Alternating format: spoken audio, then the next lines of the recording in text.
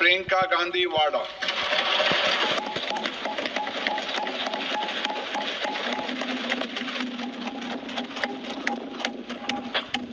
नमस्कार। माननीय अध्यक्ष महोदय जी, आज आपने मुझे इस सभा में बोलने का मौका दिया, इसके लिए मैं आपकी बहुत बहुत आभारी हूँ। सबसे पहले जो सुरक्षाकर्मी, जो जवान अफसर 13 दिसंबर को संसद की सुरक्षा के लिए शहीद हुए, उनके प्रति मैं श्रद्धांजलि व्यक्त करना चाहती हूँ।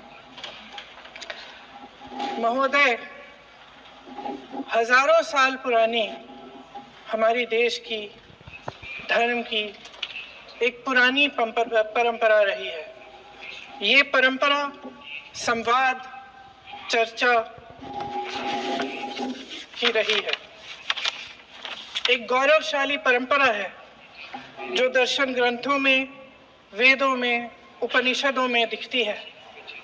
वाद विवाद और संवाद की हमारी पुरानी संस्कृति है।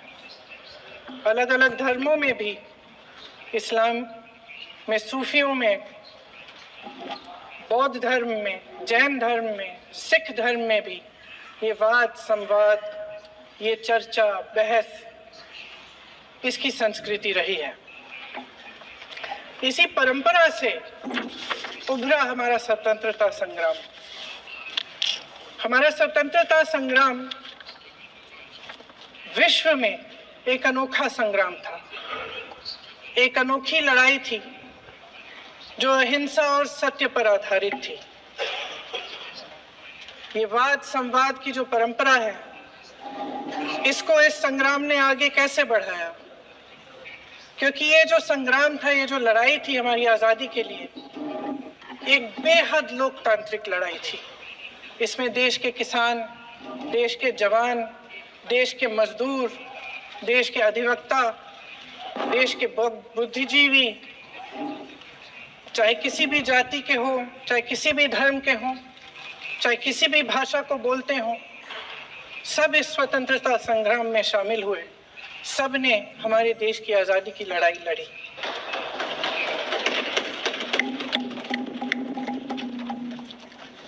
और उसी आजादी की लड़ाई से एक आवाज उभरी जो हमारी देश की आवाज थी। वो आवाज ही आज हमारा संविधान है। साहस की आवाज थी, हमारी आजादी की आवाज थी, और उसी की गूंज ने हमारे संविधान को लिखा और बनाया। ये सिर्फ एक दस्तावेज नहीं है। बाबा साहेब अंबेडकर, मौलाना आजाद जी, राजगोपालाचारी जी और जवाहरलाल नेहरू जी और उस समय के तमाम नेता, जैसे आपने कहा, इस संविधान को बनाने की जो कार्य में सालों के लिए जुटे रहे। हमारा संविधान इंसाफ, उम्मीद, अभिव्यक्ति और आकांक्षा की वो ज्योत है जो हर हिंदुस्तानी के दिल में जलती है। अध्यक्ष महोदय, इस ज्योत ने हर एक भारतीय को ये पहचानने की शक्ति दी कि उसे न्याय मिलने का अधिकार है, कि उसमें अपने अधिकारों के लिए आवाज उठाने की क्षमता है, कि जब वो आवाज उठाएगा तो सत्ता को उसके सामने झुकना पड़ेगा। इस संविधान ने हर एक देशवासी को ये अधिकार दिया कि वो सरकार बना भी सकता है और सरकार बदल भी सकता है। ये ज्योत जो हर हिंदुस्तानी के दिल में जलती है, उसने हर हिंदुस्तानी को ये विश्वास दिया कि देश की संपत्ति में, देश की दौलत में, संसाधनों में उसका भी हिस्सा है, कि उसे एक सुरक्षित भविष्य की उम्मीद का अधिकार है, कि देश बनाने में भी उसकी भागीदारी है। उम्मीद और आशा की ये ज्योत मैंने देश के कोने कोने में खुद देखी है। उन्नाव में मैं एक रेप पीड़िता के घर गई, उसे जलाकर मार डाला था। वो शायद 20-21 साल की होगी। हम सब के बच्चे हैं। हम सोच सकते हैं कि अगर हमारी बेटी के साथ बार बार बलात्कार हुआ और फिर जब वो अपनी लड़ाई लड़ने के लिए गई तो उसको जलाकर मार डाला गया होता तो हम पर क्या बीतती। मैं उस बच्ची के पिता से मिली।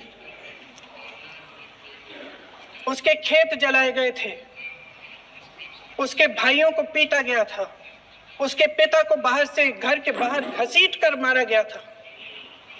उस पिता ने मुझे बताया कि बेटी, मुझे न्याय चाहिए।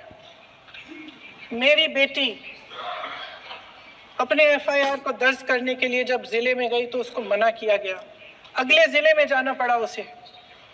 वो रोज सुबह 6 बजे उठकर तैयार होकर अकेली अपने मुकदमे को लड़ने के लिए अगले जिले में ट्रेन से जाती थी। उसके पिता ने मुझे कहा कि मैंने उससे कहा, बेटी अकेले मत जाओ, छोड़ दो ये लड़ाई। लेकिन उसकी बेटी ने उसको जवाब दिया कि नहीं पिताजी, मैं अकेली जाऊंगी, मैं लड़ूंगी, ये मेरी लड़ाई है, मैं इसको लड़ूंगी।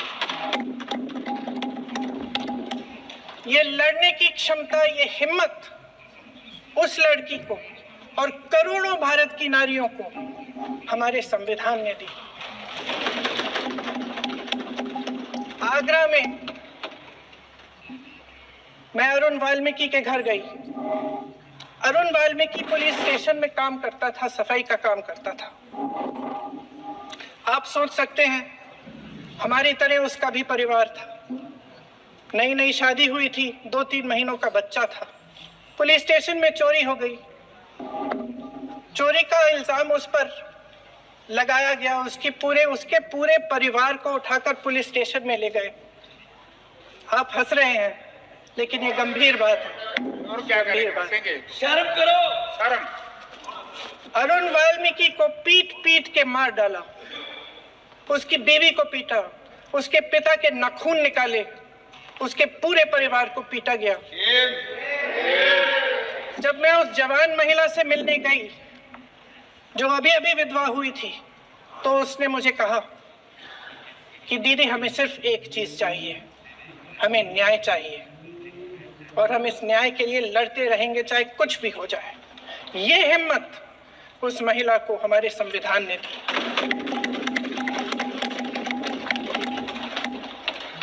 संभल के कुछ लोग आए थे हमसे मिलने जो मृतकों के परिवार के सदस्य थे।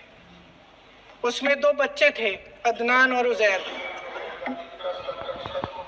अब सुनिए। उसमें 2 बच्चे थे, अदनान और उजैर।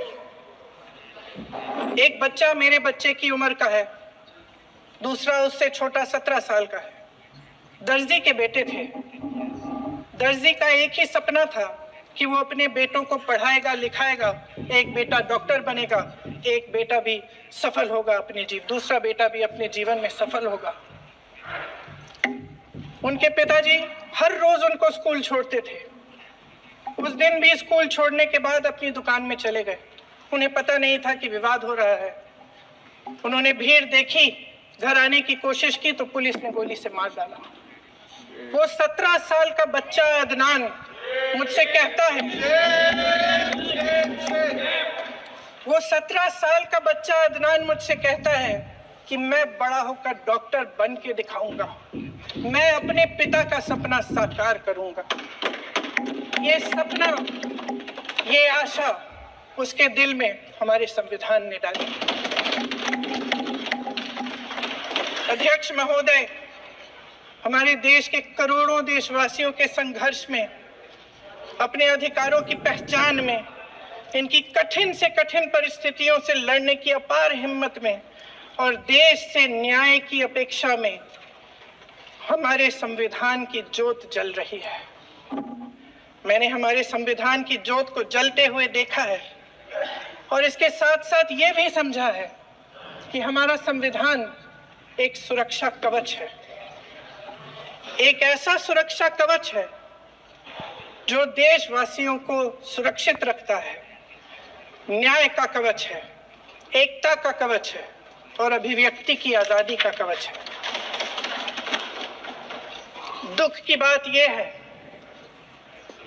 कि मेरे सत्ता पक्ष के साथी जो बहुत बड़ी बड़ी बातें करते हैं, इन्होंने इन 10 सालों में यह सुरक्षा कवच, सत्ता पक्ष के मेरे साथियों ने ये सुरक्षा कवच तोड़ने का पूरा प्रयास किया है। संविधान में सामाजिक, आर्थिक और राजनीतिक न्याय का वादा है। ये वादा एक सुरक्षा कवच है जिसको तोड़ने का काम शुरू हो चुका है। लैटरल एंट्री और निजीकरण के जरिए ये सरकार आरक्षण को कमजोर करने का काम कर रही है।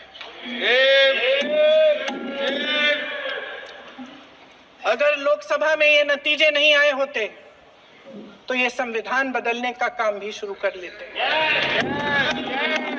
सच्चाई ये है अध्यक्ष महोदय कि आज संविधान बार बार इसलिए कह रहे हैं क्योंकि इस चुनाव में इनको पता चल गया कि इस देश की जनता ही इस संविधान को सुरक्षित रखेगी, कि इस चुनाव में हारते हारते जीतने से इन्हें एहसास हुआ कि ये संविधान बदलने की बात इस देश में नहीं चलेगी। आज जनता की मांग है कि जाति जनगणना हो। सत्ता पक्ष के मेरे साथी ने इसका जिक्र किया। ये जिक्र भी आज इसलिए हो रहा है क्योंकि चुनाव में ये नतीजे आए। ये जाति जनगणना इसलिए जरूरी है ताकि हमें पता चले कि किसकी क्या स्थिति है और नीतियां उस हिसाब से बने। इनकी गंभीरता का प्रमाण ये है कि जब चुनाव में पूरे विपक्ष ने जोरदार आवाज उठाई कि ये जाति जनगणना होनी चाहिए, तो इनका जवाब देखिए।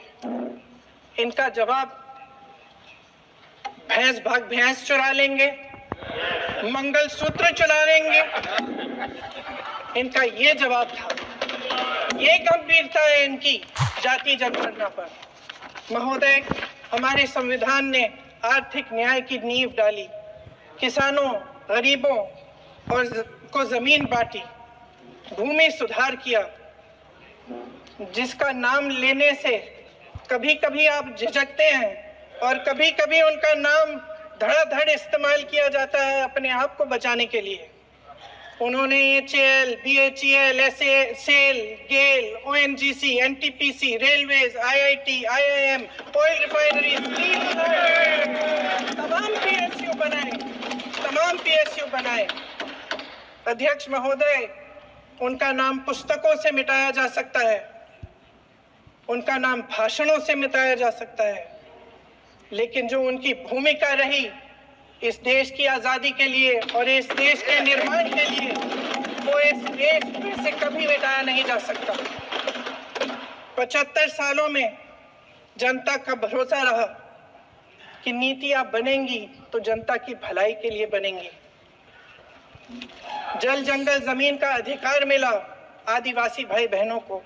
इंदिरा जी ने बैंकों का राष्ट्रीयकरण करवाया, खदानों का राष्ट्रीयकरण कराया। कांग्रेस और यूपीए की सरकारों में शिक्षा का, भोजन का अधिकार मिला। 75 सालों में जनता का भरोसा मिला। पहले संसद चलती थी तो जनता की उम्मीद होती थी कि सरकार महंगाई और बेरोजगारी पे चर्चा करेगी, कोई उपाय निकालेगी, कोई रास्ता निकालेगी। लोग मानते थे कि अगर कोई नई आर्थिक नीति बनेगी तो देश की अर्थव्यवस्था को मजबूत बनाने के लिए बनेगी, तो भारतीय बाजार को मजबूत बनाने के लिए बनेगी, उनके भविष्य को मजबूत बनाने के लिए बनेगी। किसान और आदिवासी भाई बहन भरोसा करते थे कि यदि जमीन के कानून में संशोधन होगा तो उन्हीं की भलाई के लिए होगा। आप नारी शक्ति की बात करते हैं, आज चुनाव की वजह से शायद इतनी बातचीत हो रही है नारी शक्ति के बारे में, क्योंकि हमारे संविधान ने महिलाओं को यह अधिकार दिया, उनकी शक्ति को परिवर्तित किया वोट में। और आज आपको पहचानना पड़ रहा है कि महिलाओं के बिना, कि नारी शक्ति के बिना ये सरकारें नहीं बन सकती हैं। इसीलिए आज आप नारी शक्ति की बातें दोहरा रहे हैं। जो आप नारी शक्ति का अधिनियम लाए हैं उसको लागू क्यों नहीं करते? वो 10 साल बाद लागू क्यों होगा? क्या आज की नारी 10 साल इंतजार करेगी उसके लागू करने के लिए? क्या बात है, क्या बात है।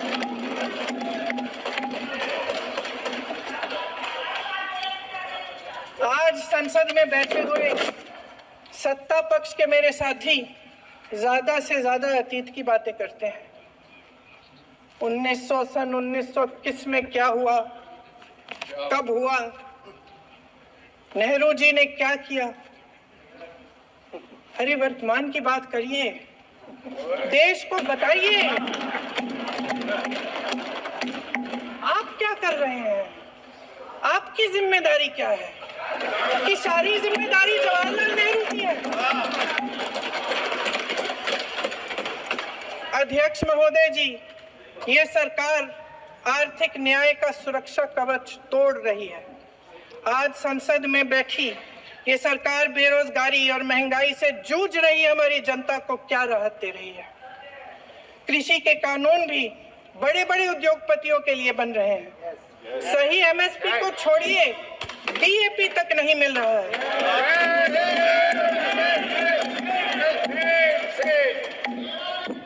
वायनाड से लेकर ललितपुर तक इस देश का किसान रो रहा है।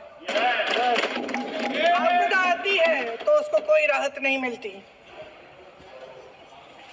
भगवान भरोसे है आज इस देश का किसान, उसको छोड़ दिया गया है। आज हिमाचल में देखिए, जितने भी कानून बने हैं वो सब बड़े बड़े उद्योगपतियों के लिए बन रहे हैं। हिमाचल में जो सेब उगता था, उसके जो छोटे छोटे किसान हैं वह रो रहे हैं, क्योंकि एक व्यक्ति के लिए सब कुछ बदला जा रहा है। सुनने की हिम्मत रखो।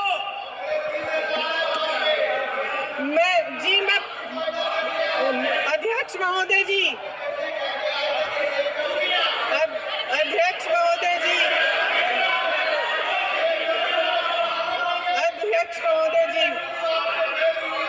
अध्यक्ष महोदय जी, अडानी जी को सारे कोल्ड स्टोरेज प्रदेश की सरकार ने नहीं दिए। अडानी जी को सारे कोल्ड स्टोरेज आपकी सरकार ने दिए। देश देख रहा है कि एक व्यक्ति को बचाने के लिए 142 करोड़ देश की जनता को नकारा जा रहा है।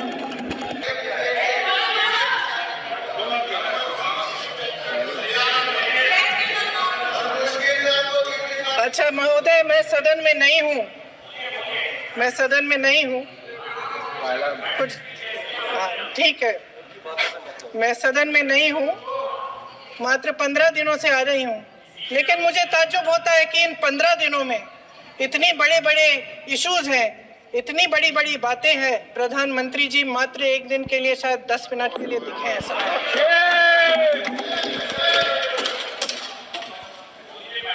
बात यह है अध्यक्ष महोदय जी कि ये देश भय से नहीं, साहस और संघर्ष से बना है। इसको बनाने वाले देश के किसान, जवान, देश के करोड़ों मजदूर और गरीब जनता है। संविधान इनको साहस देता है। मेहनती मिडिल क्लास है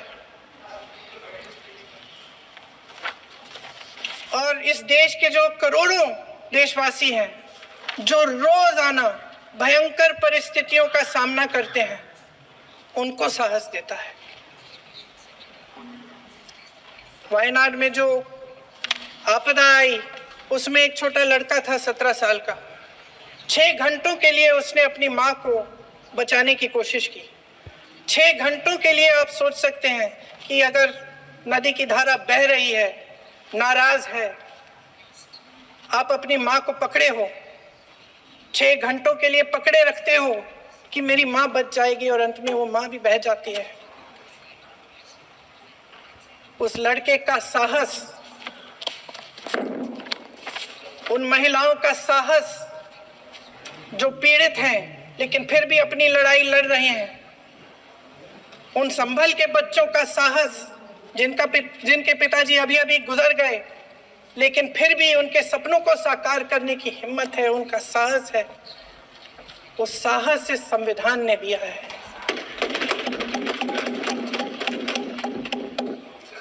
वो आत्मविश्वास से संविधान ने दिया है। ये देश भय से नहीं चल सकता, ये देश साहस से ही चलेगा। भय की भी सीमा होती है, और जब वो सीमा पार हो जाती है, जब किसी को इतना दबाया जाता है कि उसको लगने लगता है कि अब मेरे पास खोने के लिए कुछ नहीं है, तब उसमें एक ऐसी शक्ति पैदा होती है जिसके सामने कोई कायर खड़ा नहीं हो सकता। ये देश कायरों के हाथों में ज्यादा देर तक कभी नहीं रहा है। ये देश उठेगा, ये देश लड़ेगा, सत्य मांगेगा, सत्यमेव जयते। जय हिंद।